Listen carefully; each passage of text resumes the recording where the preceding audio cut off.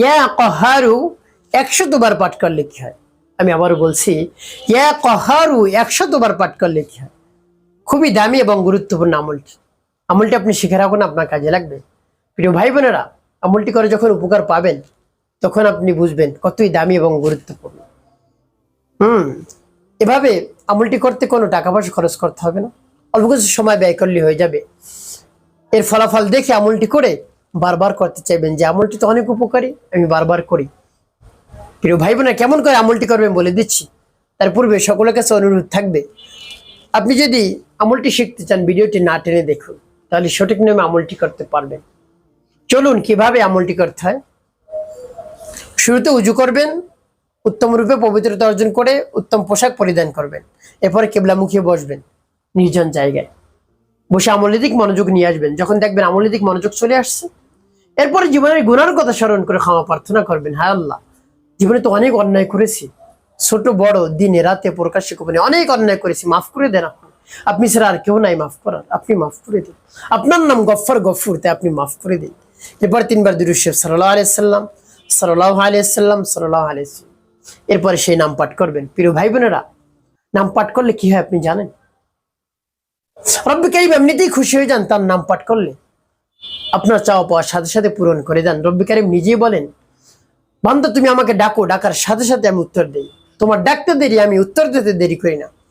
তোমার চাইতে দেরি, আমি চাওয়া পূরণ করে দেরি করি না। যদি চাওয়ার মতো আমরা চাইতে পারি, রব্বি কারীম সাথে সাথে দান করবেন। রব্বি কারীম খুশি হয়ে যান তার নাম পাঠ করলে। আপনি যদি একজন অভিভাবক হয়ে থাকেন, মাতা পিতা, আপনাকে যদি আপনার সন্তান ডাকে আপনার হৃদয়টা ভরে যায়, তেমনি রব্বি কারীম বসে থাকেন, বান্দা কোন সময় আমাকে ডাক দেয় আর আমি তার ডাকের উত্তর দেব, তার সমস্যা সমাধান করে দেবো। সুবহানাল্লাহ বিহামদি। তাই রব্বি কারীমকে আপনি ডাকুন। কিসের জন্য আমলটি করতেছেন পরে বলতেছি, কোন উদ্দেশ্যের জন্য। আগে নাম বলে নিয়ে কতবার পাঠ করবেন সবকিছু আগে বলে নিচ্ছি। তো ইস্তিগফার 200 পাঠ করা হয়ে যাওয়ার পর নাম পাঠ করবেন। এর পূর্বে রব্বি কারীমের কাছে বলবেন, অবশ্যই আল্লাহ আমার আমলকে, আমার সময়কে আপনি কবুল করুন, আর যে সমস্যা সমাধানের জন্য আমলটি করতে সেই সমস্যা সমাধান করে দিন। এরপরে নাম পাঠ করবেন। আমি বলে দিচ্ছি নামটি, ইয়া কাহ্হারু ইয়া আল্লাহ, ইয়া কাহ্হারু ইয়া আল্লাহ, ইয়া কাহ্হারু ইয়া আল্লাহ। এভাবে এই নামটি পাঠ করবেন কতবার? 100 বার গুনে গুনে। 100 বার পাঠ করতে পারেন, উপরে যতবার পারেন, 1000, 2000, 3000, 4000, 5000, যতবার পারেন আপনি পাঠ করতে থাকুন।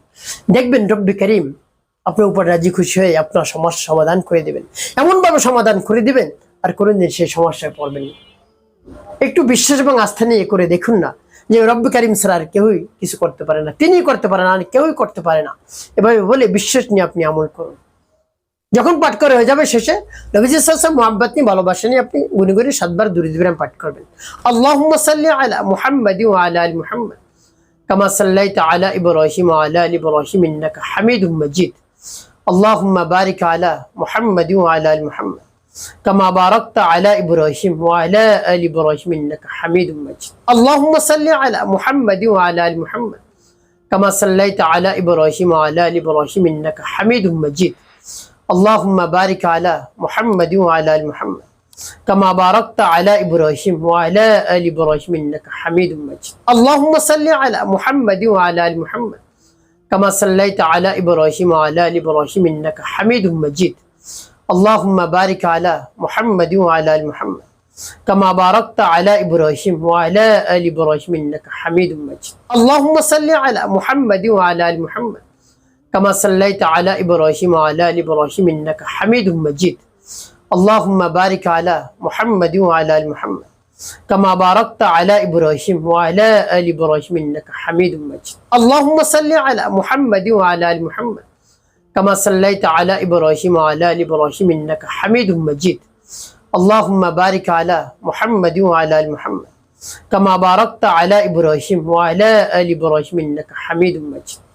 যখন পাঠ করা হয়ে যাবে কি করবেন আপনি বা কোন উদ্দেশ্যের জন্য পাঠ করলেন বলে দিচ্ছি। প্রিয় ভাই বোনের, লজ্জা আপনাকে জানতে হবে।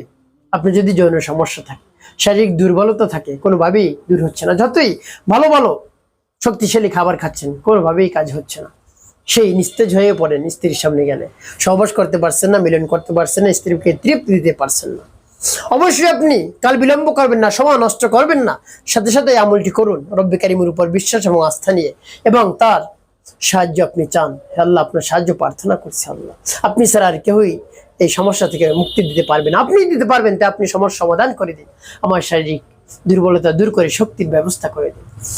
এভাবে যদি রব্বে কারিমের কাছে বলতে পারেন, শক্তি চলে আসবে, দীর্ঘ সময় সহবাস করতে পারবেন, তৃপ্তি দিতে পারবেন, আপনার উপরে আপনার স্ত্রী রাজি খুশি হয়ে যাবে, আপনাকে পাগলের মতো ভালোবাসবে।